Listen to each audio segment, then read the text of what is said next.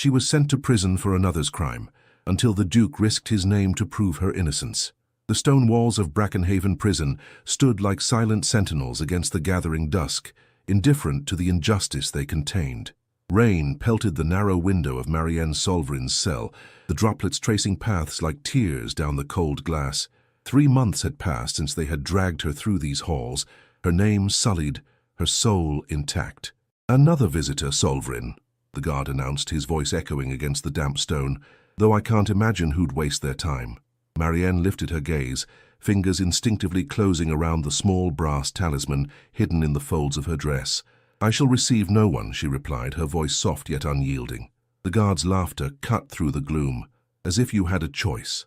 The magistrate demands your presence." She followed him through the winding corridor, head held high despite the weight of iron at her wrists. The whispers followed her. Thief, they called her. Conspirator, they claimed. Woman who dared reach above her station, they meant. The visiting chamber was bare save for a solitary table and 2 chairs. Marianne's heart faltered when she saw not the magistrate, but Countess Valendra Morn seated like a queen upon her throne. Ebony hair immaculate, lips curved in calculated sympathy. "My dear Miss Solvrin," Valendra murmured, her voice honeyed poison, "how dreadfully you look. Prison does not become you." "Nor does falsehood become you, my lady," Marianne replied, though she knew such words would cost her.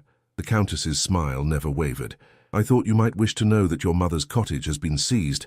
The Crown takes a dim view of harboring a thief's possessions." Marianne's knuckles whitened. "I took nothing from Radenholt. The court was mistaken." "The brooch was found among your things," Valendra replied, opening her fan with a sharp snap. "The cipher in your hand. Really, did you think no one would notice?"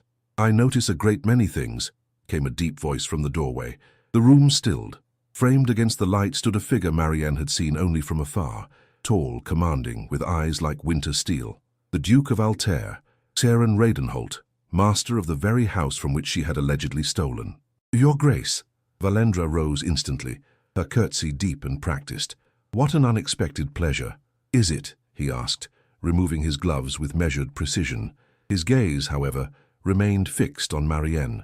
"Leave us, Countess." "Surely your Grace does not wish to be alone with—" "I said leave us." His tone brooked no argument. When the door closed behind Valendra, silence stretched between them.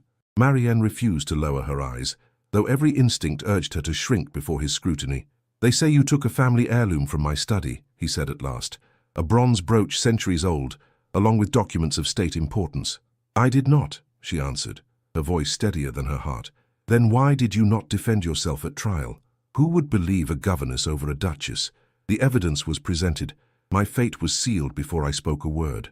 The Duke approached, his footsteps echoing like judgment. "And yet you show no fear now, standing before the man you supposedly wronged. I have nothing left to lose, your Grace. They have taken my freedom, my name, my mother's home. My fear was consumed long ago by injustice." Something flickered in his expression. Surprise, perhaps, or recognition. He studied the iron at her wrists, then the proud line of her shoulders. "The evidence was neat," he said finally. "Too neat. A woman of your intelligence would have hidden her tracks with greater care." Marianne's breath caught. "You think me innocent?" "I think," he said carefully, "that this prison holds secrets darker than its stones." He reached inside his coat and withdrew a small brass key. Before she could comprehend his intent, he had unlocked her shackles, letting them fall with a clatter to the floor. "What are you doing?" she whispered. "Testing a theory." He took her hands in his, turning them gently. The skin was rubbed raw. "These are not the hands of a thief, Miss Solvrin. The court says otherwise." "Then perhaps," said the Duke, his eyes meeting hers with unexpected intensity, "the court requires correction." As he stepped away, Marianne felt something pressed into her palm, a folded parchment sealed with wax. "Tell no one of this visit," he instructed, his voice lowered. "Read this only when alone." He turned to leave, but paused at the threshold. "I shall return, Miss Solvrin, and when I do, truth shall walk beside me." The door closed behind him, leaving Marianne clutching the forbidden message, her heart beating a dangerous rhythm of something she dared not name. Hope. The Duke's carriage cut through the fog that shrouded London's streets, wheels splashing through puddles that mirrored the gas lamps overhead. Inside, Seren Radenholt sat rigid, his thoughts as turbulent as the weather beyond the window. "My lord," ventured his secretary, breaking the tense silence, "might I inquire as to your intentions regarding the Solvrin matter?" You may not, Karen replied, his tone clipped. Suffice it to say that justice has been ill-served. The court was unanimous, Your Grace. The evidence was arranged with particular care, Saren interrupted. Tell me, Morris, have you ever observed how a theatre set appears perfect from the audience, yet reveals its artifice when viewed from behind? The secretary shifted uncomfortably. I fail to see the comparison. Then you fail to see what matters most. The Duke withdrew a small brass talisman from his waistcoat, a match to the one Marianne wore hidden. This was found not in Miss Solvrin's possession, but in Lady Valendra's writing desk. Curious, is it not, that the supposed thief would part with one token while keeping its twin? Morris paled. Your Grace, these accusations against a lady of the Countess's standing are mine to make, Saren said, his voice hardening, and I shall make them with evidence that cannot be dismissed. The carriage halted before a modest townhouse in Bloomsbury.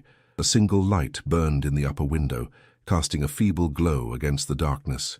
Wait here, the Duke commanded, stepping into the rain.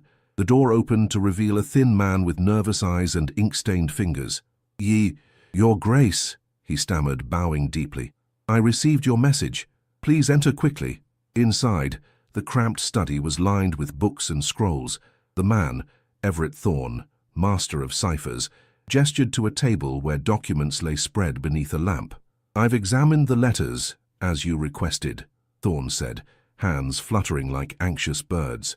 The cipher found in Miss Solvrin's chamber, and the one from your family archives. And, Saren prompted, removing his damp coat. They are not written by the same hand, Your Grace. Observe the pressure points, the angle of descent. The sample attributed to Miss Solvrin shows hesitation marks consistent with forgery. The Duke's eyes narrowed. Can you prove this before a magistrate? With proper equipment and light, yes. But Your Grace, Thorne hesitated, lowering his voice, these matters implicate powerful people. The Countess has friends in Parliament, in the courts. As do I, Saren replied, though both men recognized the challenge ahead. I shall need copies of your findings, sealed and ready by tomorrow.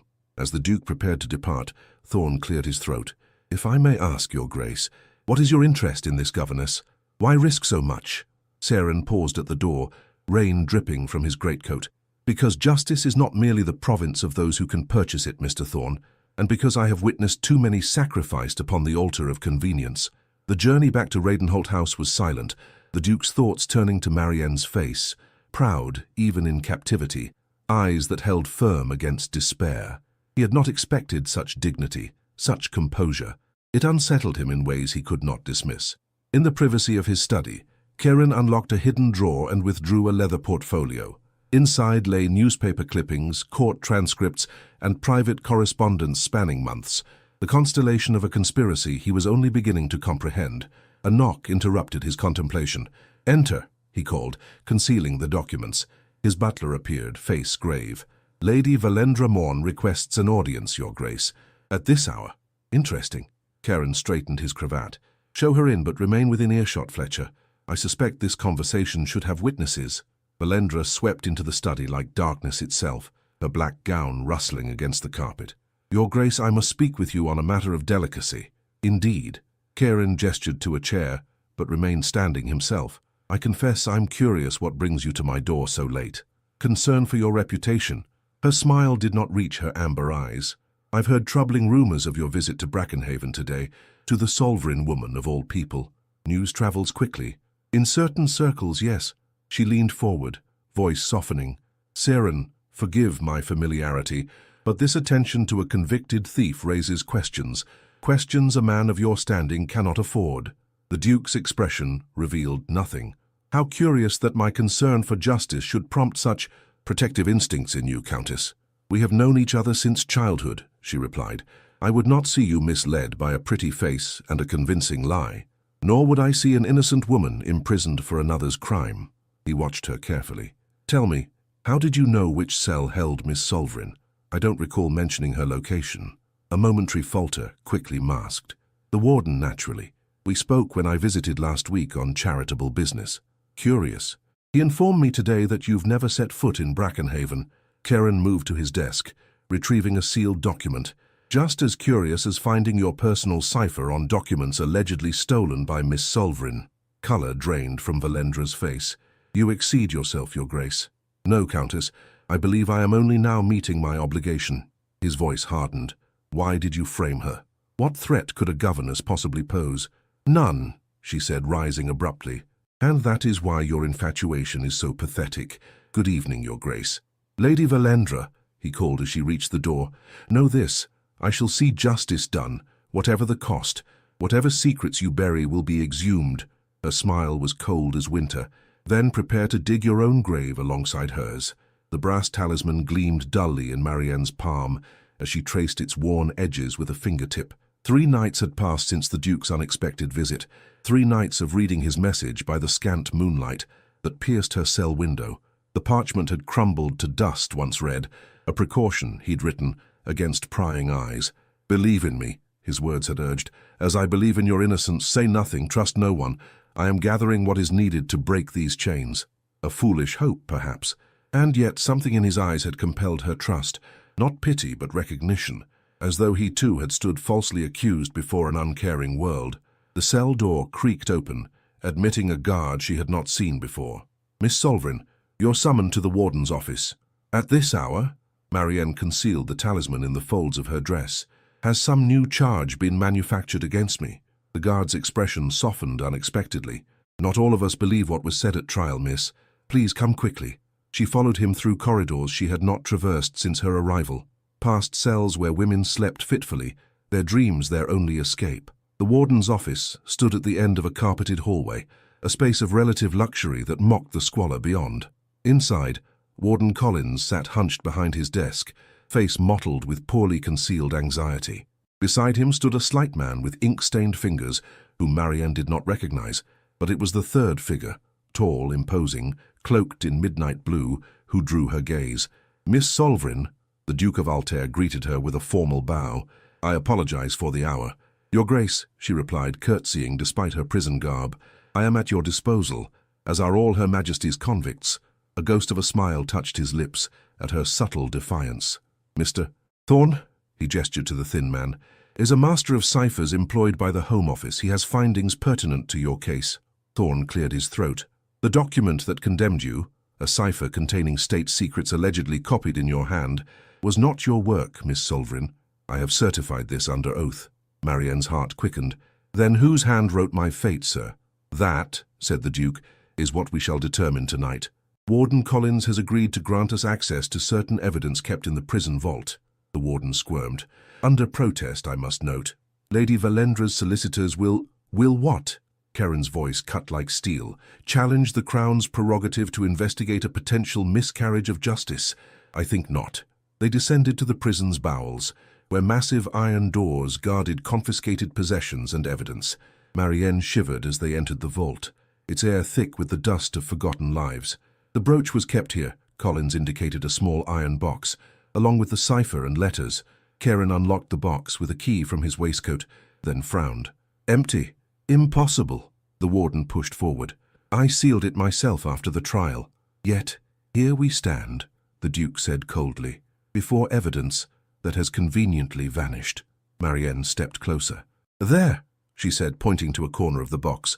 "A thread of silk, burgundy with gold embroidery." "Significant?" Thorne inquired. "Lady Valendra's personal stationery is edged with such thread. I noticed it when she brought letters for my students to study." Marianne met Karen's gaze. She always wore gloves when handling her papers. "I thought it mere vanity, or prudence," the Duke replied, "for one whose fingerprints might raise questions." A commotion echoed from above. Voices raised, boots on stone. "We have company," Seren observed grimly. "Earlier than anticipated." Collins paled. "Parliament men. Lady Valendra must have done exactly as expected," Seren finished. He turned to Marianne, his expression suddenly urgent. "Miss Solvrin, I had hoped for more time, more evidence. But now I must ask, do you trust me?" She studied him. This nobleman who had no cause to champion her, who risked his name for a truth no one else sought. "Yes," she answered simply. "Then take this." He pressed a sealed envelope into her hands. "Memorize its contents when you are alone. It details accounts, dates, transactions that implicate not only the Countess, but members of Parliament in a conspiracy far greater than a stolen brooch. Why me? Because your mind is sharp, your memory keen, and because they believe you broken." His hand closed briefly over hers. I shall return within 3 days with the final proof. Until then, reveal nothing. The footsteps grew closer. Saren nodded to Thorn, who produced a magistrate's writ from his coat. Give them this, the Duke instructed the warden. It authorizes our inspection tonight. Make no mention of the missing evidence. Collins accepted the document with trembling hands. And if they search you, Your Grace, they will find nothing, Saren assured him. Then, to Marianne's astonishment, he removed his signet ring and pressed it into her palm beside the envelope. Keep this hidden as well. Should I fail to return, show it to the chaplain. He will know what to do. Before she could respond, the Duke and Thorn departed through a servant's passage, leaving her alone with the warden and the approaching storm. Miss Solverin, Collins whispered urgently, return to your cell by the east corridor, quickly before they arrive. She clutched her precious cargo and fled, heart pounding in concert with her footsteps. Inside her cell, Marianne pressed herself against the wall beside the door, listening as men's voices echoed down the corridor. They paused outside her cell, then moved on. Only when silence returned did she dare examine what the Duke had entrusted to her. The ring was heavy gold, its crest that of the Radenholt line, a falcon rising from flames. The envelope, when carefully opened, contained pages of meticulous notes in a firm hand. Names, dates, sums that made her breath catch. Shipments described in code that even she, with her limited worldliness, recognized as smuggling operations. And there, circled in red ink, Valendra Morn, principal investor. The brooch had been payment, not to Marianne but to a parliament man whose silence was required after witnessing a midnight exchange. I was merely convenient, Marianne whispered to the darkness. A governess with no family, no connections, the perfect scapegoat. She studied the documents until dawn painted her cell in pearl grey, committing every detail to memory before burning the pages in her meagre breakfast candle. The ring she concealed in a small gap beneath a loose stone in the wall. 3 days, the Duke had promised, 3 days until justice. But as the morning bell tolled, Marianne heard the warden's voice in the corridor, strained, apologetic. Yes, my lady, the prisoner remains in her cell. No, she has spoken to no one. Marianne froze as a familiar rustle of silk approached, followed by the unmistakable scent of Valendra's French perfume. Leave us, the Countess commanded. The key turned. The door swung open, and Marianne understood with sudden clarity that 3 days might be too long to wait. Valendra Morn closed the cell door behind her, her silk skirts whispering against the stone floor like secrets exchanged in darkness. In one gloved hand, she carried a small leather portfolio. In the other, a fan that she snapped open with practiced elegance. You look unwell, Miss Solverin, she observed, her voice lilting with false concern. Prison does not agree with you. Marianne remained standing, her posture a silent refusal to be diminished. What brings you to my cell, Lady Valendra? Surely not compassion. The Countess's laugh was musical, cold as winter bells. Directness. How refreshing. Very well. I shall reciprocate. She closed her fan with a snap. You received a visitor yesterday. A most distinguished visitor. The Duke of Altair, Marianne acknowledged, seeing no benefit in denial. He had questions regarding the theft. I imagine he did. Valendra circled the small cell like a predator assessing its prey. Tell me, what did you and His Grace discuss during this interview? Marianne kept her expression neutral. He asked if I took the brooch. I maintained my innocence, as I have since the beginning. And did he believe you this paragon of justice? The Countess stopped before her, amber eyes searching. Did he offer hope, perhaps? Promises of freedom? His Grace made no promises, yet something changed. I see it in your eyes. Valendra opened her portfolio, withdrawing a folded newspaper. This morning's edition carries interesting news. The Duke has petitioned for a review of your case, citing grave inconsistencies in evidence. Despite herself, Marianne's heart quickened. She had not expected Charon to act so openly, so quickly. How fascinating, Valendra continued, that a man of his standing would concern himself with a governess. One might almost suspect personal interest. His interest is in justice, my lady. Is it? The Countess moved closer, her perfume enveloping Marianne like a silken trap. Consider this alternative. His Grace seeks to protect himself. The brooch you stole was not merely decorative.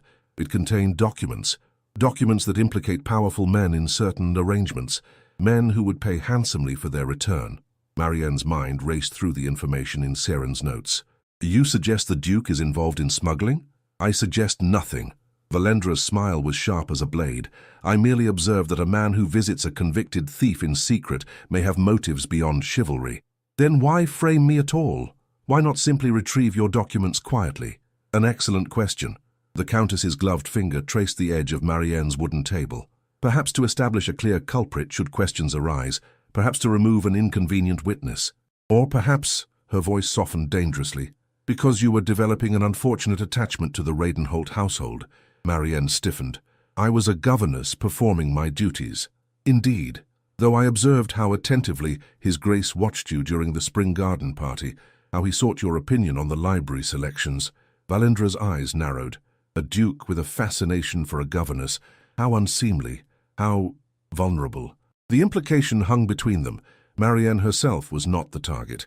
She was merely the weapon chosen to strike at Serin. What do you want from me? Marianne asked, her voice steady despite the chill spreading through her veins. Sign this.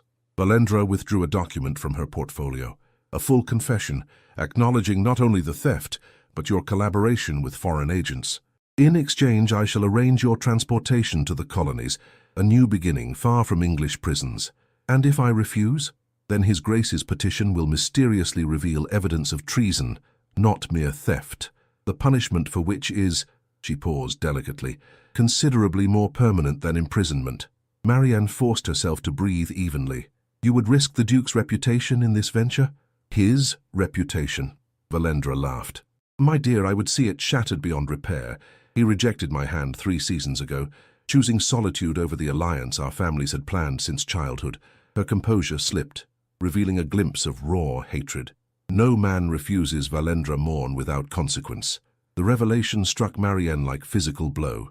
This elaborate scheme, her imprisonment, the stolen documents, perhaps even the smuggling operation itself, served not only profit, but revenge. I require your answer now, Valendra said, placing a pen beside the confession. Freedom or the gallows, choose wisely. Marianne's fingers trembled not with fear, but with fury, as she lifted the pen. Everything within her rebelled against capitulation, yet she saw no immediate path to victory.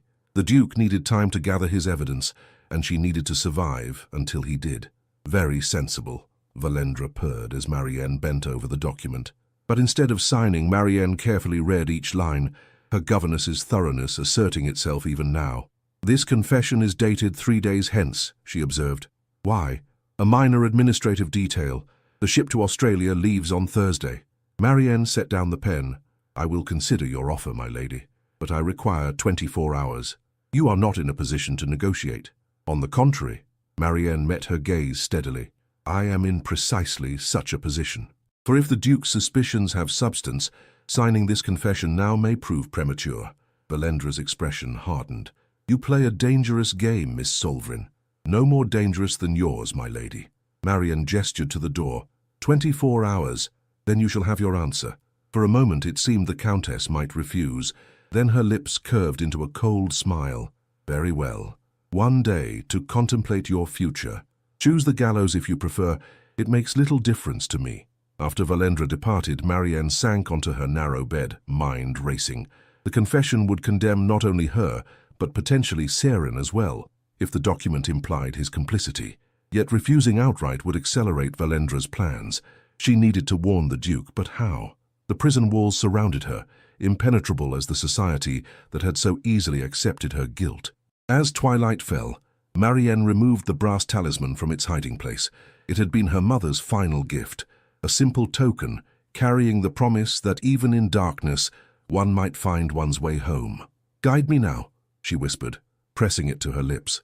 As if in answer, the sound of the evening meal cart echoed down the corridor, followed by the shuffle of the prison chaplain making his rounds.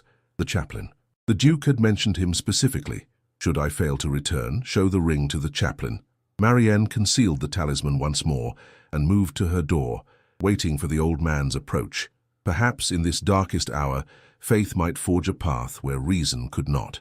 Reverend Thomas Blackwell had served as Brackenhaven's chaplain for 27 years, his shoulders now stooped with the weight of countless confessions.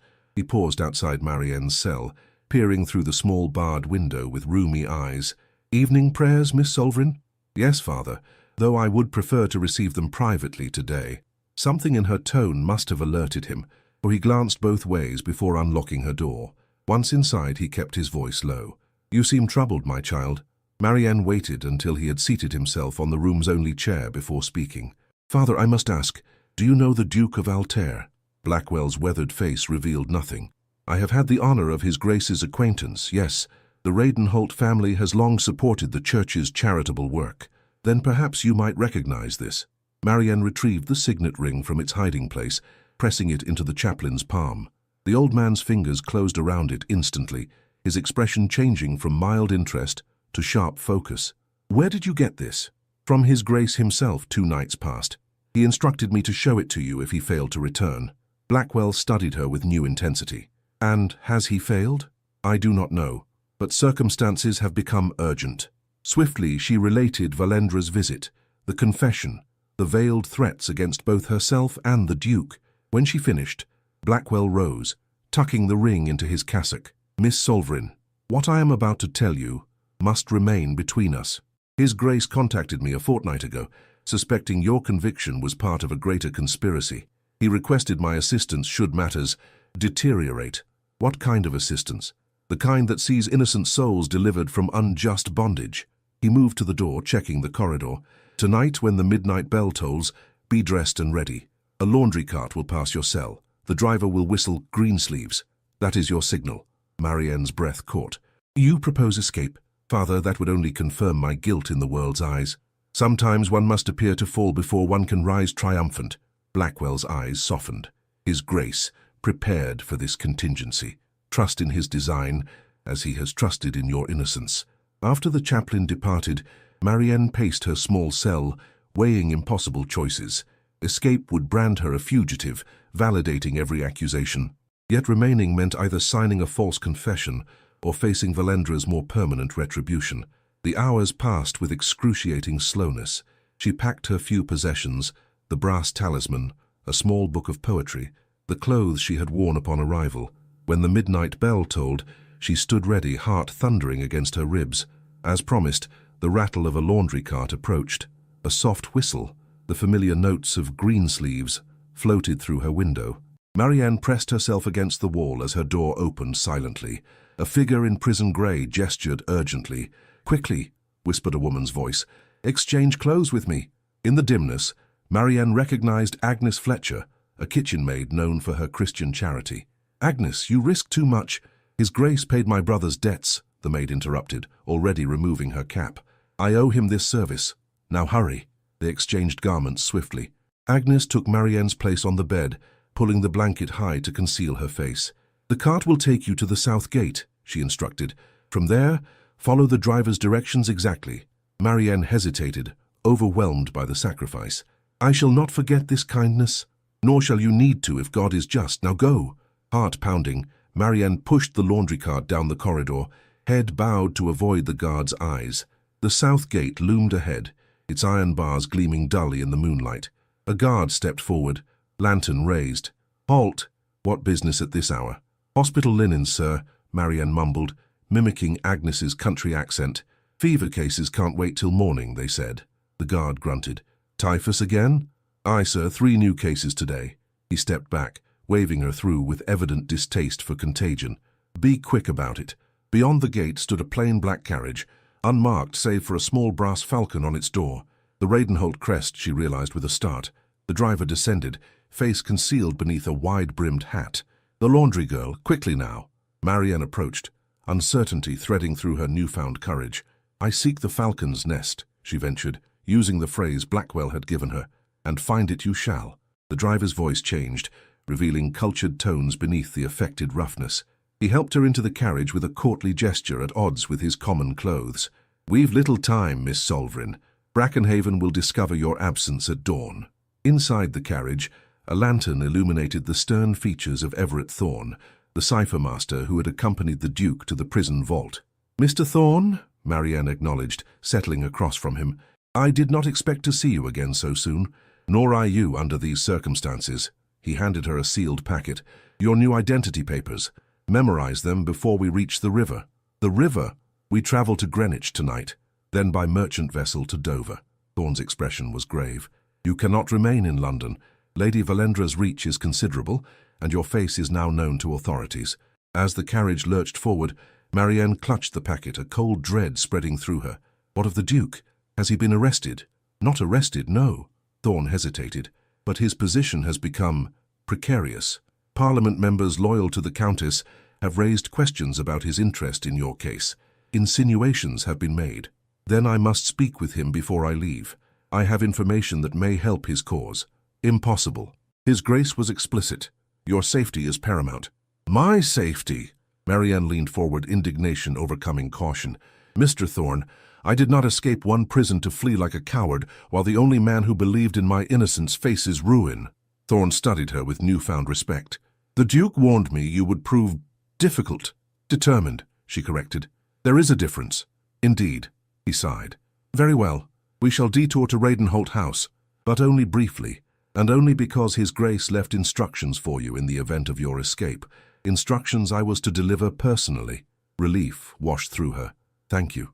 Do not thank me yet, Miss Solverin. The night is young, and danger shadows every street in London, particularly for those who dare challenge Valendra Morn's ambitions. As the carriage wound through London's darkened streets, Marianne watched raindrops trace paths down the window, each one a tear she refused to shed. Freedom should have brought joy, yet instead she felt a mounting dread. What price would Seren pay for championing her cause? And what awaited her at Radenholt House? Sanctuary or farewell? The brass talisman pressed against her palm, its edges worn smooth by years of anxious touches. In the low light, its engraved motto caught the flame. Truth endures when courage stands beside it. Tonight, she vowed silently, she would prove worthy of both. Radenholt House rose like a fortress against the midnight sky, its windows dark save for a single light burning in the eastern wing. The carriage approached not by the main drive, but through a servant's entrance, hidden from the street by ancient yew hedges. His Grace maintains discretion, Thorne explained as they halted beneath a stone archway. The house will appear unoccupied to any watching eyes. They entered through a modest door that led directly to a narrow staircase. Marianne followed Thorne upward, counting 3 flights before they emerged into a corridor lined with ancestral portraits, generations of Radenholts gazing down with the same steel-grey eyes she had come to know. At the corridor's end stood a heavy oak door, which Thorne unlocked with a key from his waistcoat. His Grace's private study, few are granted entry. The room beyond breathed quiet elegance, walls lined with leather-bound books, a massive desk of polished mahogany, deep chairs arranged before a hearth where embers still glowed, but it was the figure silhouetted against the window that drew Marianne's attention. Seren Radenholt turned as they entered, his face carved in shadow and firelight. For a moment he simply stared, as though confirming she was real and not some apparition conjured by hope. Miss Solverin, he said finally, his voice pitched low, I am gratified to see you safe. Your Grace. She curtsied, suddenly aware of her borrowed servant's garb, her hair falling loose about her shoulders. I believe this belongs to you. She extended her hand, offering his signet ring. He crossed to her in 3 strides, but rather than taking the ring, he closed her fingers around it. Keep it. You may yet need its protection. Surely not for much longer, she said. Now that I am free, we can present your evidence to the authorities. Clear my name. Matters have grown more complicated. The Duke gestured to his desk, where newspapers lay spread. This evening's edition. Read the marked passage. Marianne approached, heart sinking as she scanned the headline. Duke of Altair summoned before Privy Council. Allegations of treason in connection with Brackenhaven escape. Treason? She looked up, aghast. They cannot possibly believe. What they believe is irrelevant. Seren's expression hardened. Valendra has played her hand well. The confession you were meant to sign has instead been discovered among your possessions, a document implicating both of us in espionage against the Crown. Understanding dawned like ice water. She planned this from the beginning. My escape was anticipated. Indeed, had you remained and signed, you would have shouldered the blame alone. By escaping, I appeared guilty and dragged you into the conspiracy. Marianne sank into a chair, the weight of comprehension crushing her. I have walked directly into her trap. We both have. Karen moved to a cabinet, withdrew a crystal decanter, and poured 3 glasses. Though perhaps not as blindly as she imagines. He handed glasses to Marianne and Thorne before raising his own. To outmaneuvering our opponents. Marianne did not drink. How can you speak of outmaneuvering when you face the Privy Council tomorrow?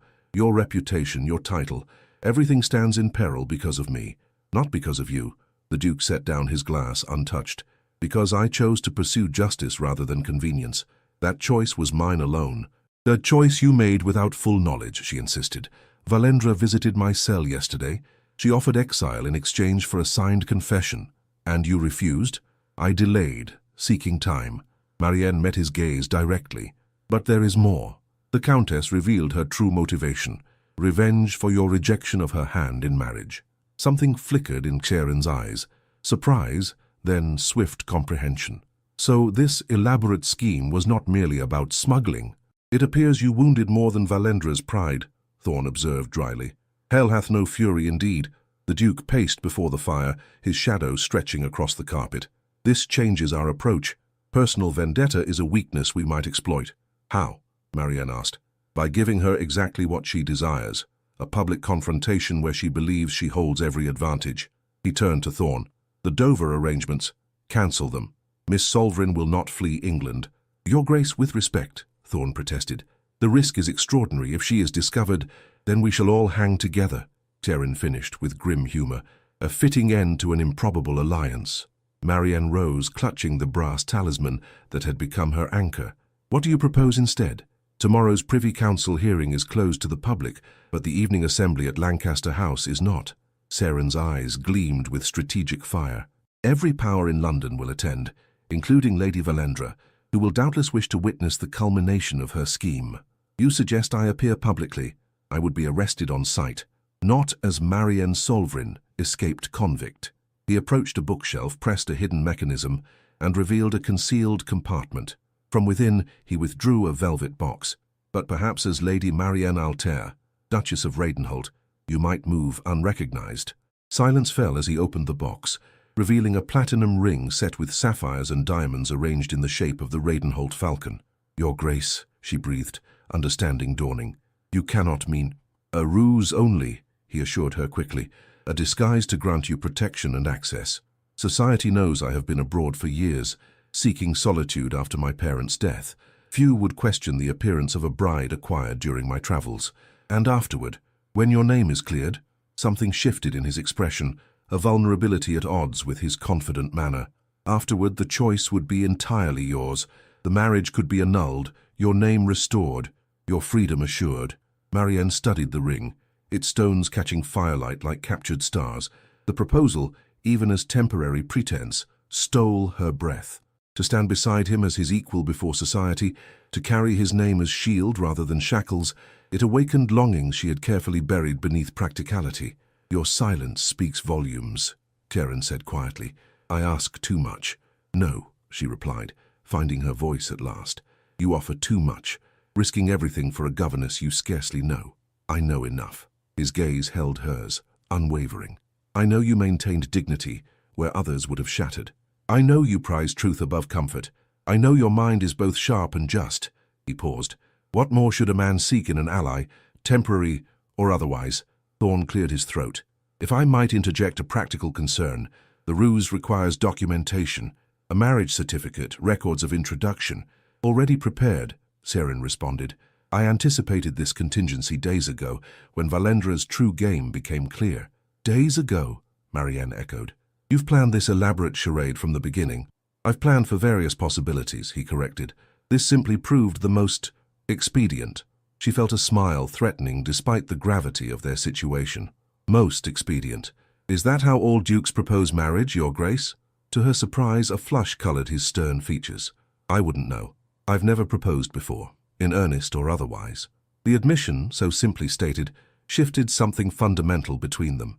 This powerful man, this champion of justice, had never offered his name to any woman, not even Valendra, whose family connections would have brought significant advantage. Very well, Marianne said, extending her hand. I accept your proposal, Your Grace, in pretense for justice. As he slipped the ring onto her finger, their eyes met, and for a moment, pretense seemed the flimsiest of veils over a truth neither dared name. Tomorrow, then, he said, his voice low, we face Valendra together. Together, she echoed, the weight of the ring both foreign and strangely right. As equals before the storm, dawn broke over London in streaks of amber and pearl, illuminating a city unaware of the drama about to unfold within its highest circles. In the guest chambers of Radenholt House, Marianne stood before a cheval mirror, barely recognizing the woman who gazed back at her. Gone was the prison grey, the loose hair of a fugitive. In their place stood a duchess, or at least the appearance of one, attired in a morning gown of deep sapphire silk, her hair swept into an elegant coiffure beneath a small hat adorned with silver netting.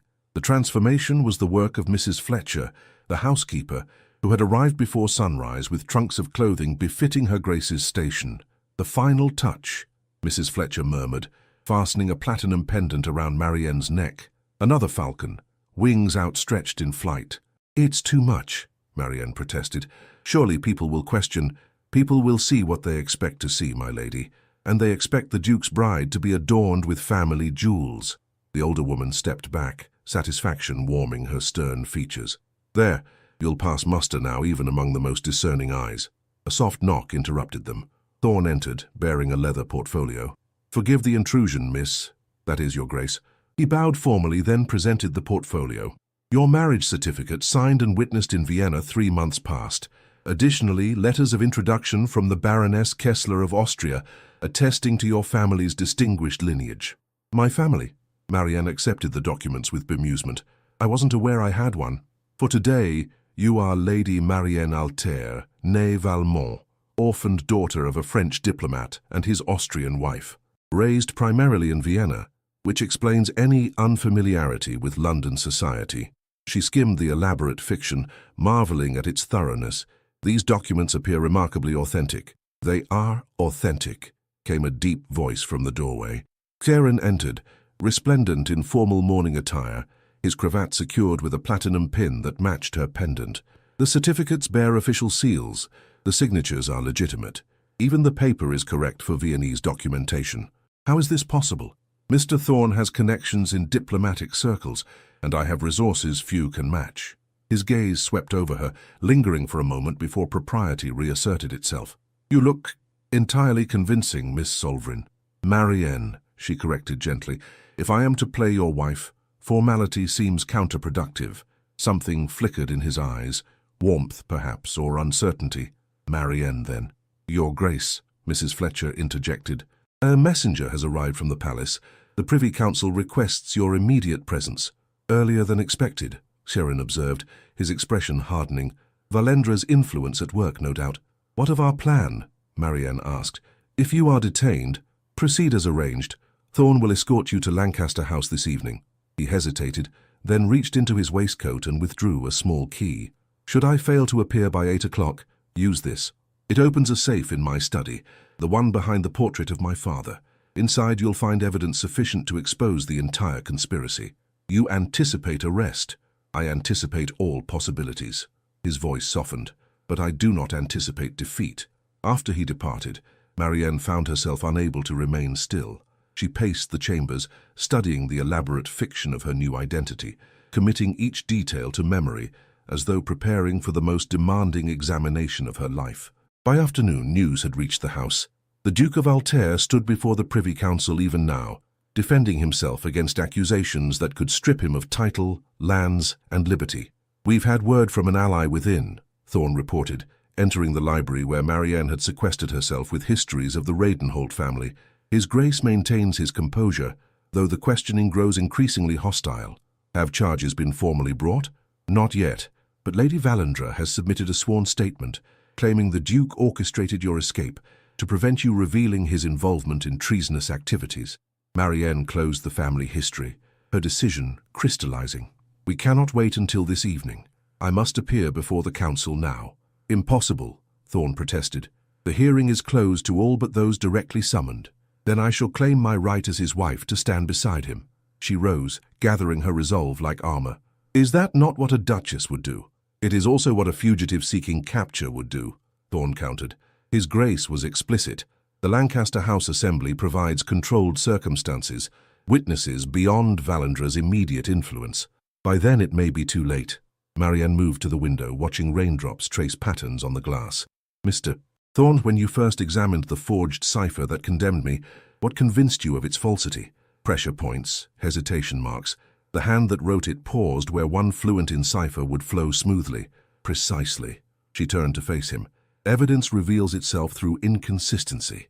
And what inconsistency exists in Valendra's narrative? Why would a man orchestrate a prison escape only to return to London, knowing he faced investigation? Understanding dawned in Thorne's eyes. It defies logic, unless his purpose transcends self-preservation.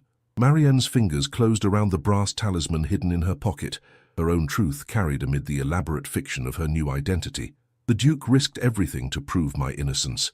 I cannot do less for him. For a moment, Thorne regarded her with scholarly assessment, as though recalculating a complex equation. "Very well," he said finally, "but we shall require a more direct approach than merely appearing at the palace gates." He withdrew a small notebook, penned a swift message, and rang for a footman. "Deliver this to Lord Harrington immediately. Wait for his reply." "Harrington?" Marianne questioned after the footman departed. "I'm unfamiliar with the name." "The Earl of Harrington serves on the Privy Council, and more importantly, he owes His Grace a considerable debt. Years ago, the Duke intervened when Harrington's son faced charges of sedition. The young man was innocent, but evidence had been manufactured against him, as it was against me," Marianne murmured. "Indeed, the pattern becomes increasingly clear." Thorne glanced at the mantel clock. "We have perhaps 2 hours before the council concludes. Enough time if Harrington responds promptly." The reply arrived within 30 minutes, a single line in elegant script. "South entrance, 3:30. Bring proof." Thorne nodded with satisfaction. "We are granted access. Now we must gather our arsenal." He moved to the Duke's desk, unlocked a drawer, and withdrew a sealed envelope. "Affidavits from witnesses at Brackenhaven, testifying to the Countess's unusual interest in your imprisonment. And this." From his waistcoat he produced a folded paper that he handled with special care. A letter in Lady Valendra's hand to a known French agent, discussing the brooch and its contents. His Grace obtained it at considerable risk. "How did he secure such evidence?" Marianne asked, awed by the thoroughness of Seren's investigation. "I believe," Thorne said carefully, "that his determination stemmed from more than abstract principles of justice. From the moment he read the transcript of your trial, something troubled him. A sense of recognition, perhaps. Recognition. The Duke's own father was once falsely accused of misappropriating Crown funds. Though eventually exonerated, the ordeal broke his health. He died knowing his name had been tarnished, even temporarily." Thorne's voice softened. "His Grace was 17 when he inherited the title, a boy forced to become a man overnight, defending a legacy under shadow."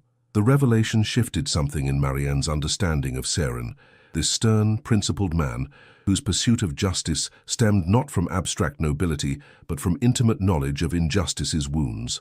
As the mantel clock chimed 3, Mrs. Fletcher entered with a black velvet cloak lined in deep blue silk. "For Her Grace," she announced, draping it carefully over Marianne's shoulders. The falcon pin secures it thus. Her weathered hands fastened the platinum clasp at Marianne's throat. "There, now you truly look the Duchess." "Thank you," Marianne said, touched by the woman's care, "though I fear I may dishonor the title before day's end." "Nonsense." The housekeeper stepped back, her assessment frank. "His Grace chose well, even if the circumstances are unconventional." Before Marianne could respond to this startling vote of confidence, Thorne announced that their carriage awaited. The journey to Whitehall passed in tense silence, rain drumming against the carriage roof like anxious fingers. At precisely 3:30, they arrived at a modest entrance on the palace's southern facade. A tall figure awaited them beneath a black umbrella, Lord Harrington, his craggy features betraying nothing as he escorted them through corridors of power few commoners ever witnessed. "The council concludes in 20 minutes, he informed them in hushed tones. "Lady Valendra has presented what she claims is definitive proof of conspiracy." "And the Duke's response?" Marianne asked, her heart racing beneath the velvet cloak. "Composed, but increasingly cornered. The evidence, while circumstantial, forms a compelling narrative." Harrington glanced at her, curiosity evident beneath his formal manner.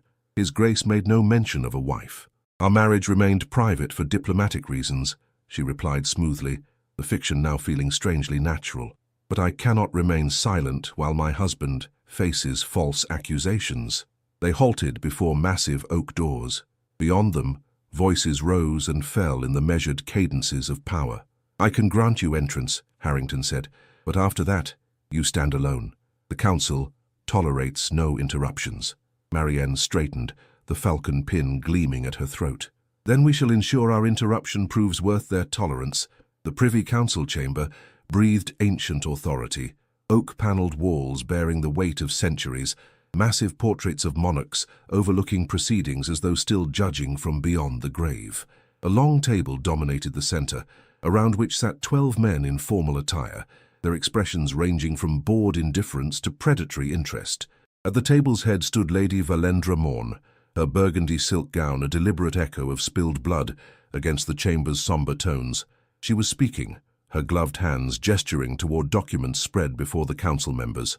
As you can see, gentlemen, the cipher matches precisely those found in the Duke's private correspondence.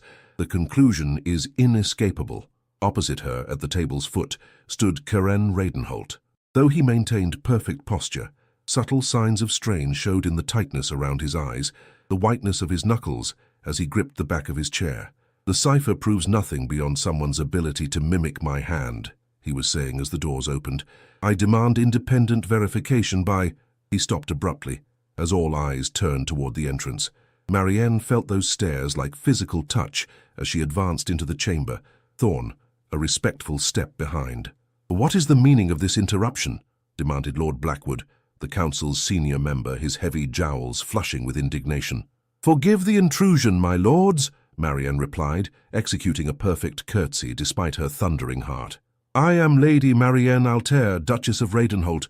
I come bearing evidence critical to these proceedings." Silence fell, broken only by Valendra's sharp intake of breath. The Countess recovered quickly, her amber eyes narrowing to feline slits. "Preposterous," she declared. "The Duke is unmarried. This woman is clearly an impostor. Indeed, she bears striking resemblance to the escaped convict, Marianne Solvrin." "A resemblance Lady Valendra is uniquely positioned to note," Marianne responded, having visited said convict multiple times, most recently to extort a false confession. Murmurs rippled through the chamber. Seren's expression remained impassive, but his eyes conveyed volumes as they met hers. Surprise, admiration, and something warmer that quickened her pulse. Lord Blackwood banged a gavel. "Order! Lady, or whoever you claim to be, these proceedings are closed to all but those directly summoned. Then I petition to be heard as one directly affected," Marianne countered, moving forward with measured confidence. "My husband stands accused of treason based on evidence manufactured by Lady Valendra Morn, evidence I can prove false." "Bold claims from a woman who appears from nowhere," Valendra interjected, her voice silken with contempt.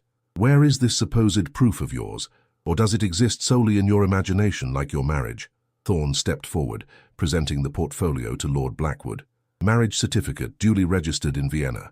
Letters of introduction from the Baroness Kessler, and most pertinently evidence of Lady Valendra's correspondence with French agents regarding the stolen brooch."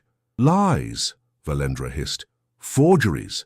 "Indeed, forgery is central to this matter," Marianne agreed, her voice steady despite the tension coiling through her. "Mr. Thorn, please explain to the Council your findings regarding the cipher attributed to me, to Marianne Solvrin." Thorn approached the table, his scholarly demeanor lending weight to his words. "Upon expert examination, the cipher alleged to be in Miss Solvrin's hand shows classic signs of forgery, hesitation marks where one fluent would write smoothly, pressure inconsistencies indicating conscious imitation rather than natural writing. More importantly," Marianne continued, "the document itself contains an anomaly overlooked at trial. The watermark dates from 1851, 2 years after the paper was allegedly used." Lord Harrington leaned forward. "Is this verified?" "Easily verifiable," Thorn confirmed. "I have prepared a demonstration with similar paper from the same mill." As attention focused on Thorn's evidence, Marianne circled the table, moving deliberately towards Seren. When she reached his side, she placed her hand on his arm, a gesture both intimate and supportive, exactly as a wife might offer her husband in his hour of need. "A bold gambit," he murmured, for her ears alone. "Learned from the boldest," she returned softly. Valendra observed their exchange with growing alarm. "This charade is absurd," she declared. "The woman is an escaped convict, and the Duke her accomplice. I demand she be arrested immediately." "On what authority, Lady Valendra?" Keren countered, his voice gaining strength. "You stand before the Privy Council without official position, presenting evidence now revealed as suspect. Furthermore," Marianne added, withdrawing a final document from her cloak, "we present the sworn testimony of Agnes Fletcher, kitchen maid at Brackenhaven, who witnessed Lady Valandra offering rewards to guards willing to plant evidence in Miss Solvrin's cell. Valandra's composure cracked. The word of a servant against mine? I am Countess Morn. And I, said Karen quietly, am Duke of Radenholt, descendant of 7 generations who served the crown with honor. Yet you sought to destroy that legacy for personal vengeance. Vengeance, Lord Blackwood echoed, his brow furrowing. Lady Valandra proposed marriage 3 seasons past, Saren explained, his tone matter-of-fact. When declined, she vowed consequences. I thought little of it then. Wounded pride speaks harshly but heals. I was mistaken. This is outrageous, Valandra protested, though her voice had lost its silken assurance. My lord, surely you cannot credit such tales. I credit evidence, Lady Valandra, Blackwood replied gravely, and the evidence before us raises troubling questions about your motivations and methods. As though sensing the tide's turn, Valandra changed tactics, her voice softening to vulnerability. My lords, I have served the crown faithfully. These accusations stem from a personal dispute that has no bearing on the facts. The Duke rejected me, yes, a humiliation I endured with dignity. But to suggest I would commit treason for mere revenge insults both my honor and your intelligence. Perhaps, interjected a new voice from the doorway, additional testimony might clarify matters. All eyes turned to find Reverend Blackwell, Brackenhaven's chaplain, accompanied by a slight man whose nervous gaze darted around the chamber. Caelrin Dusk, Saren identified him. Lady Valandra's assistant, reported missing these 3 weeks past. Not missing, the man corrected, his voice thin but determined. Hidden, by my own choice, after witnessing matters that threatened my conscience. Valandra's face drained of color.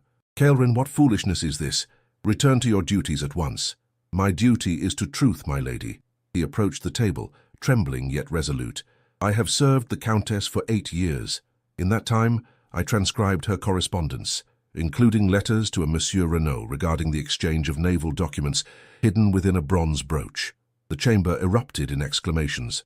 Lord Blackwood banged his gavel repeatedly until order returned. These are serious allegations, he pronounced. If true, they constitute treason not by the Duke, but by Lady Valandra herself. They are true, Caelrin affirmed, and I have kept copies of the most damning letters secured with a solicitor to be released upon my death, insurance against the Countess's retribution. Valandra's practiced composure finally shattered. You ingrate, she spat.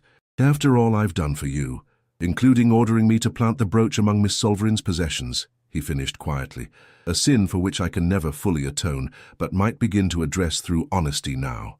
The council chamber fell silent as the full implications settled over the assembly. Then Lord Blackwood rose, his authority filling the space. In light of this testimony, I move that Lady Valandra Morn be detained pending full investigation of these charges. All accusations against the Duke of Altair are suspended. He fixed Marianne with a penetrating stare. As for you, madam, your status remains unclear. If I may, my lord, Saren intervened smoothly, my wife's intervention today has proven invaluable to the Crown's interests. Whatever questions surround our unorthodox marriage, surely they pale beside the service rendered. Blackwood studied them both, his weathered features revealing nothing. Very well. The council will reconvene tomorrow to formalize these proceedings. Until then, the Duke and his Duchess remain under official observation, but not detention. His gaze hardened as it turned to Valandra. The Countess, however, will enjoy the hospitality of the Tower tonight. As guards escorted a pale, seething Valandra from the chamber, Marianne felt the tension that had sustained her beginning to ebb. She swayed slightly, and found Saren's arm instantly around her waist, supportive yet proper even now. You risked everything, he murmured as they exited the chamber together. Why? She looked up at him, this stern, honorable man who had become her unexpected champion. Because you taught me that truth without courage is cowardice, she answered simply, and because some risks reveal their worth only in the taking.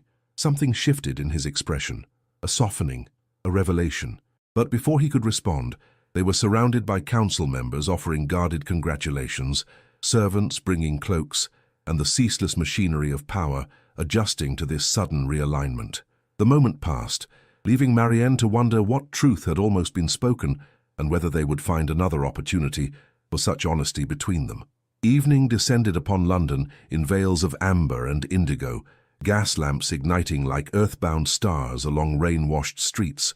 Within Radenholt House, silence had settled after hours of frantic activity, messengers arriving and departing, solicitors conferring in hushed tones, servants preparing for what would undoubtedly be the most scrutinized social appearance of the season.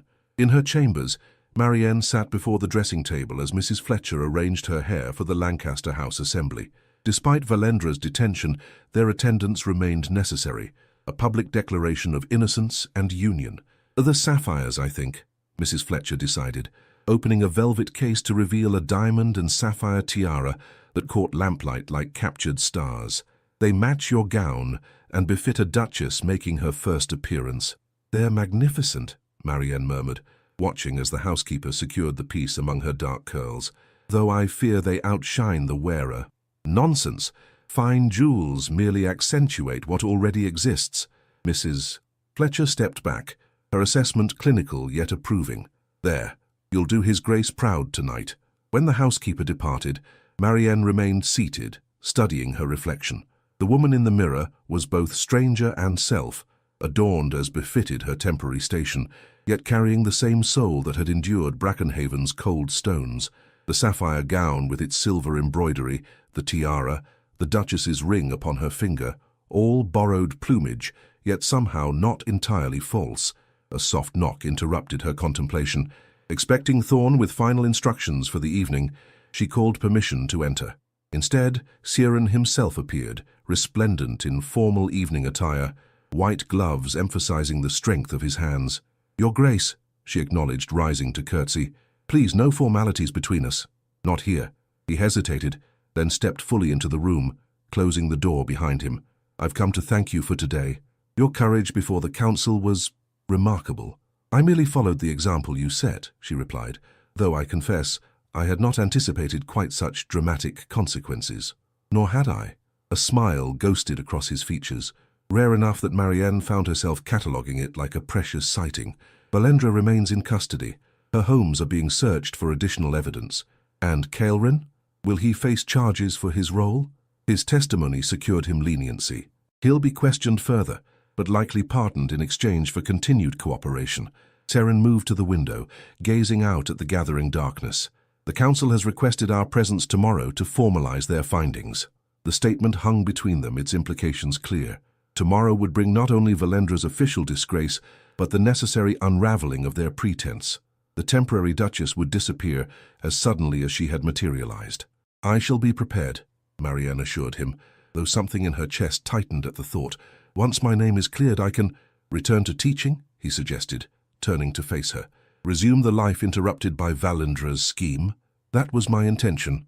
She smoothed the sapphire silk of her gown, a gesture to occupy suddenly restless hands. "Though I imagine my prospects are somewhat diminished after imprisonment." "They needn't be." He approached, stopping a respectful distance away. "I've been authorized to offer you compensation for wrongful conviction, a substantial sum sufficient to establish independence wherever you might wish." "How very practical," Marianne observed, unsure why the offer, generous by any measure, left her feeling hollow. "I am grateful for your advocacy in this matter as well." "Marianne." Her name in his voice drew her gaze upward. "There is another possibility I wish to propose." "Another temporary arrangement?" she asked lightly, though her pulse quickened. "No." His eyes held hers, their usual steely reserve softened to something almost vulnerable, one considerably more permanent. Understanding dawned slowly, then all at once. "You cannot mean—" "I do." He closed the distance between them, taking her hands in his. "I ask you to remain as Duchess of Radenholt, not in pretense, but in truth." Marianne stared at their joined hands, his so much larger than hers, yet holding hers with careful reverence. "Why would you offer this? Your name is nearly restored, your position secure. You've no need for a marriage of convenience now." "Convenience plays no role in my proposal." He released one of her hands to lift her chin, ensuring she met his gaze. "You faced the Privy Council without flinching. You risked everything to defend truth and me, when most would have seized freedom at any price. Such courage, such principle, these are qualities I had ceased to believe existed." "You speak of admiration, not love," she said softly. "Do I?" His thumb traced the curve of her cheek, the gesture achingly gentle. "Then let me speak more plainly. When I first read the transcript of your trial, something in your words called to me, an echo of my own experience with injustice. I pursued your case from principle, yes, but I continued from growing personal interest. He released her, stepping back as though to give her space to consider his words. Each new discovery confirmed my instinct. Each interaction deepened my respect. And today, watching you stand before those powerful men unbroken and unbowed, I knew with absolute certainty. Knew what? She whispered, hardly daring to breathe. That I could search a lifetime and never find your equal. His voice dropped lower, intimate in the lamplight. That the thought of you walking away tomorrow fills me with a dread greater than any I faced before the council. Marianne's heart thundered against her ribs. This stern, principled man, this duke who had risked everything to prove her innocence, now offered his heart alongside his name. It seemed impossible, yet his eyes held nothing but sincerity. Seren, she began, his given name still unfamiliar on her lips. The world would never understand. A duke and a governess, the world need never know our beginning, he countered. To society, you are already my duchess, wed in Vienna months ago. Only we, Thorn, and a handful of servants know otherwise. Deception seems a poor foundation for marriage, she observed, though her objection lacked conviction. Not deception, privacy. The truth of how we found each other belongs to us alone. He took her hand again, his touch warming her to her core. I do not ask for immediate answer. Consider until tomorrow, if you wish. Marianne studied him, this man who had become the unexpected center of her world. Stern yet just, powerful yet gentle, he had seen value in her when all others saw only convenient guilt. I need no further time, she said, her decision crystallizing with sudden clarity. My answer is yes. Joy transformed his features, erasing the habitual gravity that had marked him since their first meeting. In its place bloomed something Marianne recognized as the man beneath the ducal mantle, the true Seren Radenholt, seen perhaps by few. Then, Lady Altair, he said, bringing her hand to his lips, shall we attend Lancaster House and introduce the Tun to its newest duchess? With one condition, she replied, emboldened by the happiness evident in his eyes, that before we face society, you kiss your bride as a husband should. For a moment, he appeared startled by her forthrightness. Then he smiled, a full, genuine expression that transformed his entire countenance. A condition I accept with pleasure. He drew her gently into his arms, one hand cradling her face with exquisite care. When his lips met hers, the kiss was neither hesitant nor demanding, but perfectly balanced, like the man himself, controlled yet deeply passionate. Marianne felt herself melting into him, her hands finding their way to his shoulders as the kiss deepened. This was no performance for society's benefit, no calculated gesture. This was truth, pure and unvarnished. When they finally parted, both slightly breathless, Seren rested his forehead against hers. I've imagined that since the moment you stood before me in Brackenhaven, defiant despite your chains, and I, since you told me truth, shall walk beside me, she admitted, though I scarcely dared acknowledge it, even to myself. A knock at the door reluctantly separated them. Thorn's voice announced that their carriage awaited. Shall we, Duchess? Seren offered his arm, every inch the aristocrat once more, save for the warmth lingering in his eyes. Indeed, Your Grace. She placed her hand on his arm, feeling the strength beneath the formal attire. Let us show London that justice like truth prevails when courage stands beside it. As they descended the grand staircase, Marianne felt the brass talisman tucked safely in a hidden pocket of her gown. Its presence grounded her amid the splendor, a reminder of the path that had led her from prison cell to ducal mansion, from solitary struggle to unexpected love. Tonight, they would face society as Duke and Duchess, a calculated appearance to cement their victory over Valendra's schemes. Tomorrow they would face the Privy Council to formalize Marianne's exoneration and the Countess's disgrace. But beyond that lay something neither had anticipated when their paths first crossed, a shared future built not on pretense but on the rarest foundation of all, mutual respect transformed by adversity into enduring love. Lancaster House blazed with light, its grand facade illuminated against the night sky as carriages deposited London's elite upon its marble steps. Inside, the ballroom shimmered with crystal chandeliers, gilded mirrors multiplying the brilliance until the very air seemed infused with golden light. Ladies in silks and satins circled like exotic birds, gentlemen in formal black created islands of sobriety amid the kaleidoscope of color. At precisely 9 o'clock, the major domo struck his staff against the parquet floor. "His Grace the Duke of Radenholt," he announced, his voice carrying above the orchestral strains, "and Her Grace the Duchess of Radenholt." Conversation faltered as heads turned toward the grand staircase. Seren descended first, every inch the aristocrat in his formal attire, his bearing regal yet approachable, a calculated balance he had perfected through years of navigating society's treacherous waters. Behind him, her hand resting lightly upon his offered arm, came Marianne. The sapphire gown shimmered as she moved, its subtle silver embroidery catching the light with each step. The tiara nestled among her dark curls reflected prismatic sparks, but it was her expression, serene confidence tempered with quiet dignity, that commanded attention. "Extraordinary," murmured Lady Harrington to her companion. "They said she was a foreign bride, but I'd heard nothing of such a match." "The Duke has been abroad for ages," replied Lord Wexley. "Continental connections, no doubt, though one wonders at the timing given today's Privy Council drama." Whispers rippled through the assembly as the couple reached the ballroom floor. Some guests stepped forward to offer congratulations, curiosity thinly veiled beneath social niceties. Others maintained a cautious distance, uncertain where favor would ultimately settle in the wake of Valendra's spectacular fall. "Your Grace," Lady Pembroke approached, her daughters in tow. "What a delightful surprise. We had no notion you had taken a bride." "A private ceremony in Vienna," Karen replied smoothly. "My wife's Austrian connections made an intimate wedding more practical than London festivities." "How continental," Lady Pembroke observed, her gaze assessing Marianne with unconcealed interest.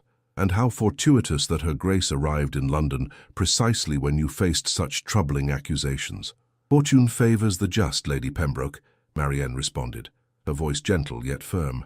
As today's proceedings demonstrated, before the matron could frame a suitable reply, Lord Blackwood appeared at their side. "Your Graces," he greeted them with a formal bow. "The Privy Council extends its felicitations on your marriage and its appreciation for Her Grace's timely intervention today." The public acknowledgement from the Council's senior member rippled through the ballroom like wind across a wheat field. Those who had maintained cautious distance now gravitated closer, social instinct recognizing the shift in power. "You navigate these waters admirably," Seren murmured as they circulated through the crowd. "One would think you born to the title." "I observe and adapt," Marianne replied, acknowledging greetings with practiced grace. "Skills honed through years of governessing, though I confess the stakes were somewhat lower when managing unruly children." His soft laughter warmed her more than any formal approval could have. "I doubt that. Society merely employs different weapons than the nursery." As the evening progressed, Marianne found herself the center of a growing circle of curiosity. Ladies inquired about her Austrian family, her wedding ceremony, her impressions of London. She answered each query with careful truth, wrapped in deliberate vagueness, a technique borrowed from Seren's own diplomatic arsenal.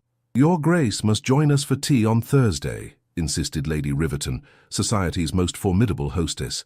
"My literary circle would benefit immensely from continental perspective."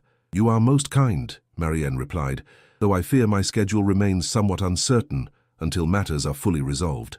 Of course. This dreadful business with Lady Valendra." Lady Riverton lowered her voice to a dramatic whisper. "They say she'll be transported to Australia. Can you imagine? A countess among convicts." The irony nearly broke Marianne's composure. "Justice makes strange companions of us all," she managed, catching Kieran's eye across the room. He excused himself from his own conversation and moved to her side with the precision of a dancer anticipating his partner's needs. "If you'll forgive us, Lady Riverton, I believe they're preparing for the first waltz. My wife has promised me this dance." As he led her toward the center of the ballroom, Marianne released a carefully controlled breath. "Thank you for the rescue." Lady Riverton's speculation regarding convicts nearly undid me. "You've maintained remarkable composure," he assured her, his hand warm against the small of her back as they took their positions. "Though perhaps we might depart after this dance. Tomorrow brings the formal council hearing, and tonight has served its purpose." The orchestra struck the opening chords of Strauss's Emperor Waltz. Seren's arm encircled her waist, his other hand clasping hers with strength and surety. As they began to move, Marianne felt the eyes of the assembly upon them, this first public dance between the Duke and his mysterious bride. Years of instruction in continental deportment served Marianne well as they glided across the polished floor. Seren led with fluid confidence, his steps perfectly matched to hers, as though they had danced together 100 times before. In this moment at least, their pretense approached truth, two figures moving in perfect harmony, the rhythm between them as natural as breath. "I never thanked you properly," Marianne said softly as they turned beneath the chandeliers. "For what, precisely?" "For believing in my innocence, when all evidence argued otherwise. For risking everything to uncover truth."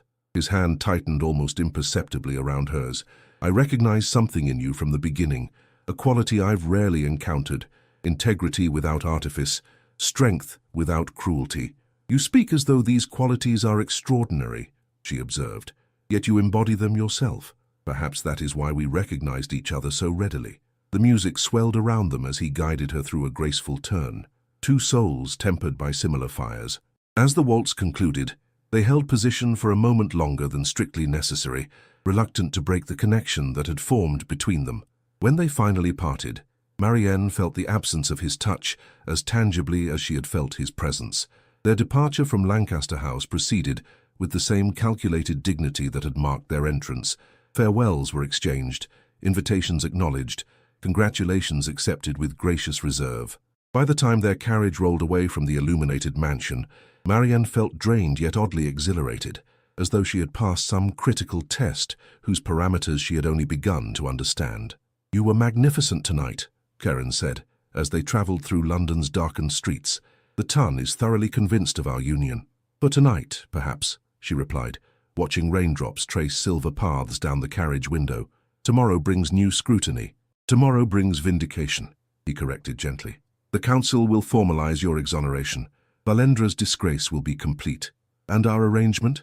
Marianne turned to face him, the carriage's gentle swaying bringing them momentarily closer. "Will the council inquire into the legitimacy of our supposed Viennese wedding?" Saren's expression grew serious in the passing lamplight. "I've made arrangements to address that matter privately with Lord Blackwood. A special license can be obtained without public announcement. Our marriage can be made legitimate before any questions arise." "So practical," Marianne observed, a smile softening her words, always anticipating contingencies. "A habit formed early and reinforced often." He hesitated, then reached across to take her hand. "Though I find myself hoping this particular contingency proves unnecessary." "How so?" "I meant what I said earlier, Marianne. My proposal was not merely expedient resolution to our dilemma." His thumb traced small circles against her gloved palm. "I wish our marriage to begin not from necessity, but from mutual choice." The tenderness in his voice, so different from the stern authority he presented to the world, stirred something profound within her. This man who had risked everything to prove her innocence now risked his heart as well, offering not merely his name, but his future. "Then let us choose each other properly," she said, her voice steady despite the emotion welling beneath. "Not as Duke and Governess, not as rescuer and rescued, but as Saren and Marianne, two souls who found truth in the midst of deception." His smile in the half-darkness transformed his face, erasing the weight of responsibility he carried so constantly. For the first time since she had known him, he appeared truly unburdened, almost boyish in his evident happiness. "Tomorrow, then," he said, raising her hand to his lips. "After the council hearing we shall speak our vows properly, with truth as our only witness." As the carriage approached Radenholt House, Marianne felt the brass talisman in her pocket, her mother's final gift, her anchor through imprisonment, a reminder of identity when all else shifted. Tomorrow she would set it aside, not as rejection of her past but as acceptance of her future, a future chosen rather than imposed, built on foundations stronger than circumstance. The house awaited them, windows glowing with welcome light against the London darkness. For tonight it remained her temporary shelter. Tomorrow it would become her home, not through pretense or necessity, but through the most unexpected gift of all, love born from justice's pursuit. Morning arrived draped in pearl-grey mist, the Thames a silver ribbon winding through London's awakening streets. Within Radenholt House, preparations for the day proceeded with measured precision. Breakfast served precisely at 8. Correspondence attended to by 9. The Duke's carriage ordered for 10:30 to convey them to the Privy Council's chambers. Marianne sat in the morning room, a cup of untouched tea cooling before her as she reviewed the affidavits Thorne had prepared. Today's hearing would formalize her exoneration and Valendra's disgrace, the culmination of weeks of struggle, the restoration of a name she had feared permanently tarnished. "Your Grace," Mrs. Fletcher appeared at the doorway, her expression uncharacteristically troubled. "A messenger has arrived from Whitehall. His lordship requests your immediate presence in the study." Something in the housekeeper's tone set Marianne's nerves on edge. "Has there been word from the council? A change in the proceedings?" "His Grace did not share details, my lady, but the messenger awaits your response regarding alternative arrangements." Alternative arrangements. The phrase carried ominous weight. Setting aside the affidavits, Marianne made her way to Seren's study, anxiety gathering with each step. When she entered, she found him standing before the fireplace, expression grave as he studied a document in his hands. Thorne sat at the desk, pen poised over official-looking papers. "Seren," she ventured, the use of his given name still unfamiliar on her lips. "What has happened?" He looked up, his features softening momentarily before resolution reasserted itself. "Developments overnight," he said, handing her the document. "Read this." The letter bore the Privy Council's seal. "To His Grace the Duke of Radenholt. It has come to the Council's attention that certain irregularities exist regarding your marriage documentation. While this matter might ordinarily be addressed through ecclesiastical courts, the timing coincident with the Solvrin case raises questions that must be resolved prior to today's proceedings. Attendance by both your Grace and the lady claiming the title of Duchess is required at 11 o'clock precisely. With highest regard, Lord James Blackwood, Privy Council." "They've discovered the truth," Marianne said quietly, handing the letter back. "Our Viennese marriage was too convenient to escape scrutiny." "Not necessarily," Thorne interjected, gesturing to the papers before him. "The records are impeccable. More likely, Valendra's remaining allies seek to discredit your testimony by questioning your identity. Regardless of source, the challenge must be addressed." Seren's expression remained composed, though tension lined his shoulders. "We have 3 options before us." "I'm listening," Marianne replied, matching his pragmatism despite the fear unfurling within her. "First, we maintain our fiction. The documentation will withstand cursory examination, though deeper investigation might eventually reveal inconsistencies. And the second option, we acknowledge the deception, but argue necessity, an emergency measure to counter Valendra's machinations. This preserves your exoneration while accepting certain consequences for the false claim. The implication hung unspoken: disgrace for her, possible censure for him, their victory tainted by the methods employed to achieve it. "The third option?" she asked, though she suspected its nature already. "We formalize our arrangement immediately." Seren indicated the papers on Thorne's desk. "Special license, private ceremony, witnessed and registered before the hearing. Not a fictitious union from Vienna, but a legitimate marriage contracted this morning. Marrying mere hours before facing the council would hardly seem less convenient than our Viennese fiction," she observed. "Perhaps, but it would be truth rather than fabrication." He approached, taking her hands in his. "Marianne, I promised you a choice, a marriage entered freely rather than from necessity. These circumstances deny us that luxury." She studied him, this man who had become the axis around which her world now turned. His expression revealed the conflict within, the desire to protect her, warring with his promise to honor her agency. "What do you advise?" she asked softly. "I cannot advise in this." His voice matched her quietness. "My own wishes cloud my judgment too thoroughly." "And what are those wishes?" His hands tightened around hers. "That you become my wife in truth, not from expediency, not from gratitude, but from the same recognition I feel when I look at you, that we face the council and the world united by choice, rather than circumstance." The raw honesty in his voice stirred something profound within her. This proud, principled man stood before her not as her rescuer or protector, but as her equal, offering partnership rather than sanctuary. "Then let us choose option 3, she said, decision crystallizing with sudden clarity, "not because necessity demands it, but because my heart has already made its selection." Relief and joy transformed his features. "You are certain?" "I have never been more certain of anything," she smiled, squeezing his hands, "though I confess, this is not quite the romantic ceremony I had imagined." "The romance lies not in the ceremony, but in the commitment," he replied, raising her hand to his lips. "Though I shall endeavor to provide more conventional romance once this business is concluded." Thorne cleared his throat discreetly. "If I might interrupt this touching scene, we have precisely 40 minutes before the special license must be registered. The chaplain awaits in the library."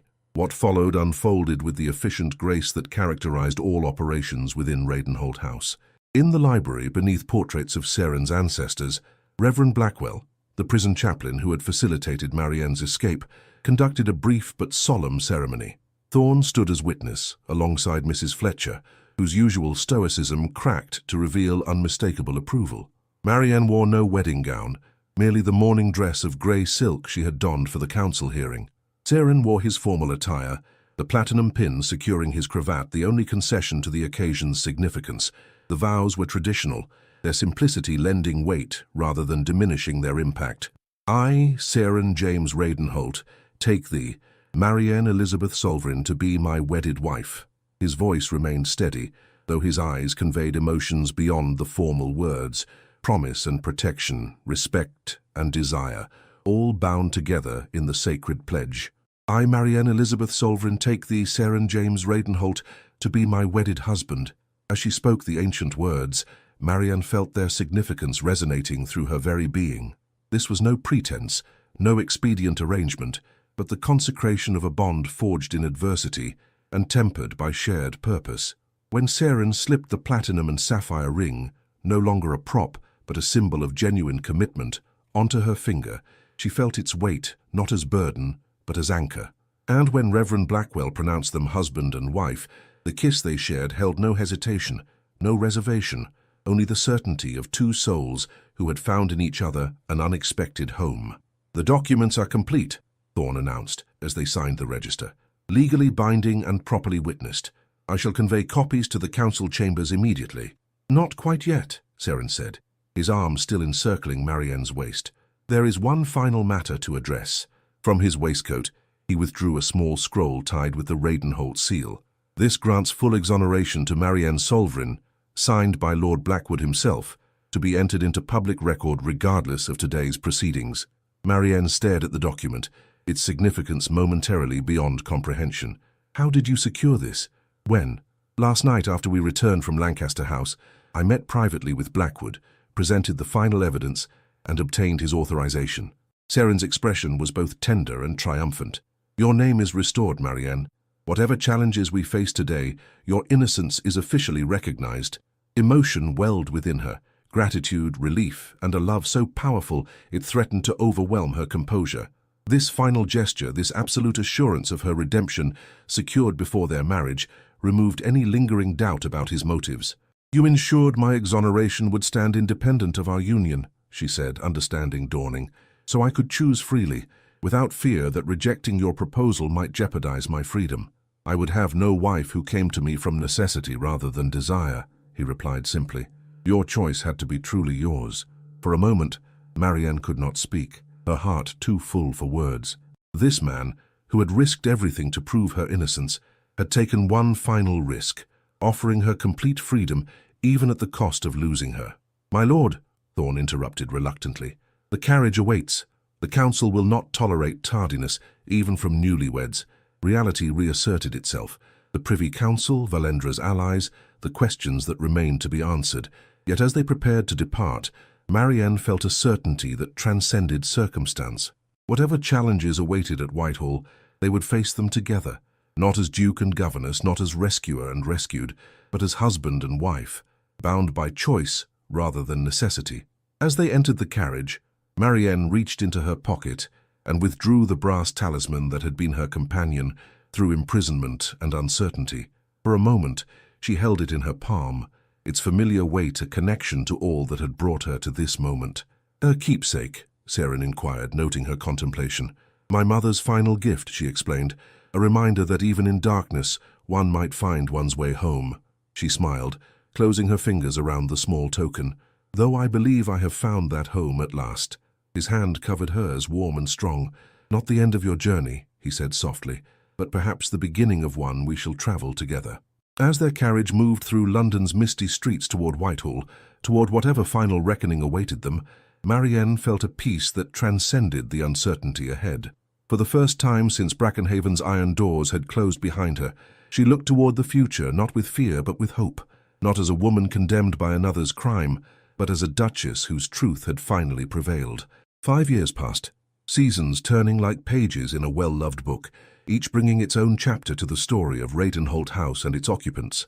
Spring blossoms gave way to summer abundance, autumn's golden mantle yielded to winter's silver stillness, and through it all the house stood as it had for centuries, now vibrant with new life, new purpose, new love.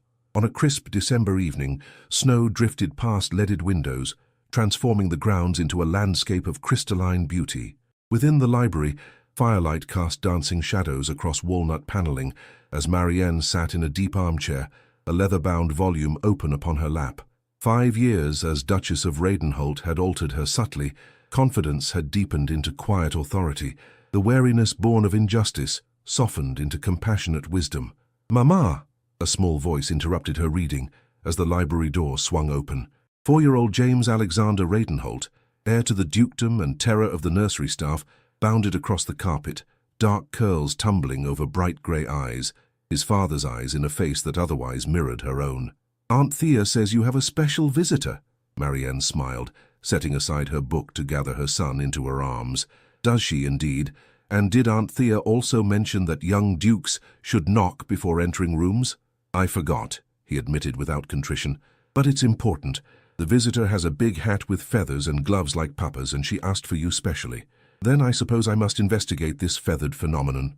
She rose, straightening the folds of her emerald silk gown, a far cry from the prison grey that had once been her daily attire, yet worn with the same inherent dignity that had first drawn Seren's attention. In the drawing room she found Thea Fletcher, Agnes's younger sister, now Radenholt's head housekeeper, serving tea to a woman whose elegant appearance confirmed James's description. The visitor rose as Marianne entered, revealing a face once familiar, now altered by time and circumstance. "Lady Valendra," Marianne acknowledged, her composure perfect despite the shock of recognition.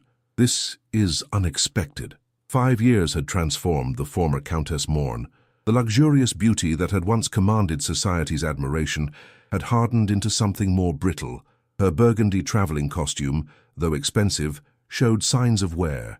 Her bearing remained proud, but carried a new wariness.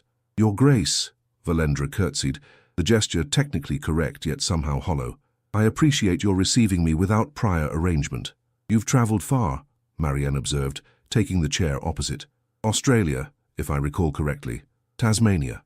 A ghost of the old bitterness flickered across Valendra's features. "Though my residency requirements concluded last year, I've been travelling since." The careful phrasing acknowledged what both women understood.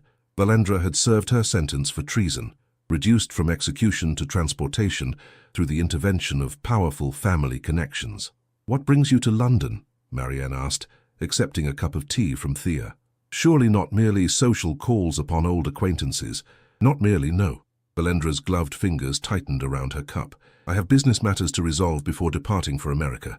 New beginnings require certain conclusions. And you consider me among those conclusions?" In a manner of speaking, the former countess set down her tea, meeting Marianne's gaze directly. "I have come to offer something you may find unexpected." "Indeed?" "An apology." The words emerged with evident difficulty, as though extracted through force of will. "What I did to you was unconscionable, not merely criminal, but cruel." Marianne's composure faltered momentarily, the sincerity in Valendra's voice catching her unprepared. "You've had 5 years to reflect upon your actions." 5 years in a penal colony provides ample opportunity for reflection. Yes. A mirthless smile touched Valendra's lips. "Though I confess, acceptance came only gradually. Anger sustained me far longer than was wise." "Anger toward whom?" "Toward your husband, initially. Then toward you, eventually toward myself." She smoothed her gloves, a gesture reminiscent of her former elegance. "The woman who orchestrated your imprisonment would scarcely recognize the woman sitting before you now." "People change," Marianne acknowledged, studying the face that had once represented all she feared. "Sometimes through choice, sometimes through circumstance, sometimes through both." Valendra hesitated, then reached into her reticule and withdrew a small package wrapped in tissue. "I've brought something that belongs to you, or rather, belonged to your mother." Marianne accepted the package with wary curiosity.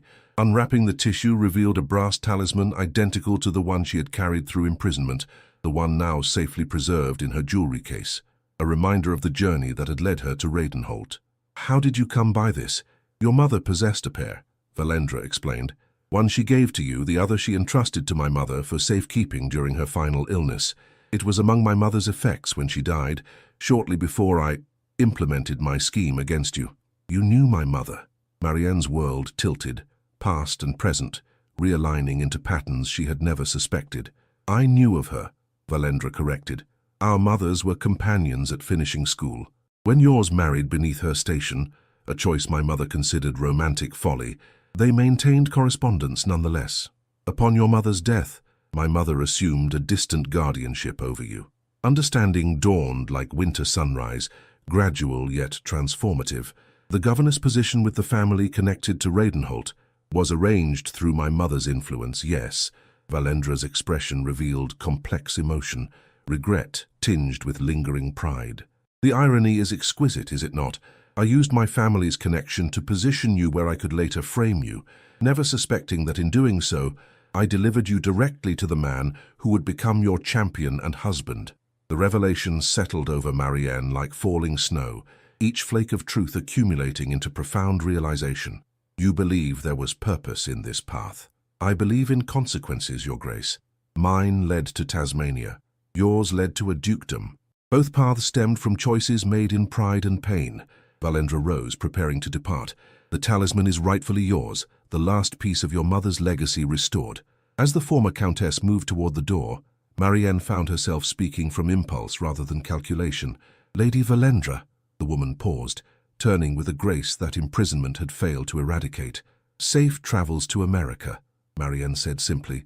"May your new beginning prove worthy of the journey required to reach it." Surprise flickered across Valendra's features, followed by something resembling gratitude. "You are generous in victory, Your Grace. Perhaps that explains why he chose you, when he rejected all others." After she departed, Marianne remained in the drawing room, the brass talisman cool against her palm as she contemplated the strange symmetry of their intertwined fates. The woman who had engineered her greatest suffering had unwittingly delivered her to her greatest happiness. Was that truly Valendra Morn? Karen's voice drew her from contemplation. He stood in the doorway, their 2-year-old daughter Elizabeth cradled in one arm, a tender tableau at odds with the stern reputation he maintained in public life. "Thea mentioned a visitor with a connection to our past." "Indeed." Marianne rose, crossing to embrace husband and child in one motion. She came bearing revelations and apologies, both equally unexpected. "Genuine remorse from Valendra?" His eyebrow arched skeptically. "Tasmania must have wrought miracles." "Perhaps not miracles," Marianne mused, "but change nonetheless. She sails for America soon, a new beginning, as she put it, while we continue the life she inadvertently granted us." Karen brushed a kiss across her forehead, then glanced down at the talisman in her hand. "What's this?" Marianne related Valendra's revelation about their mother's connection, the orchestrated placement as governess, the second talisman preserved through the years. "Extraordinary," Karen murmured when she finished. "One might almost believe in fate hearing such a tale, or in justice's peculiar symmetry." She smiled, slipping the talisman into her pocket alongside the first, paired once more after years of separation. "She positioned me for downfall, yet delivered me instead to salvation." "Not salvation," he corrected gently. "Partnership. You saved yourself, Marianne. I merely provided opportunity for your truth to emerge." This characteristic humility, so at odds with his ducal authority, was among the qualities that had transformed her initial respect into enduring love. 5 years of marriage had revealed the man beneath the title, principled yet compassionate, resolute yet tender, especially with their children. As they moved toward the library, James reappeared, throwing himself against his father's legs with unreserved enthusiasm. "Papa, did you see the lady with feathers? Is she a friend from Parliament?" "Not precisely," Karen replied, ruffling his son's dark curls, "though she once played an important role in Parliament's affairs, and in ours," Marianne added softly. Later that evening, with the children asleep and the house settled into winter quietude, Marianne stood at their bedroom window, watching moonlight transform the snowy landscape into silver brilliance. Saren joined her, his arms encircling her waist as they gazed outward together. "You're contemplative tonight," he observed, his voice low against her ear. "Valendra's visit stirred memories," she admitted. "The path that brought us here seems increasingly intricate in retrospect."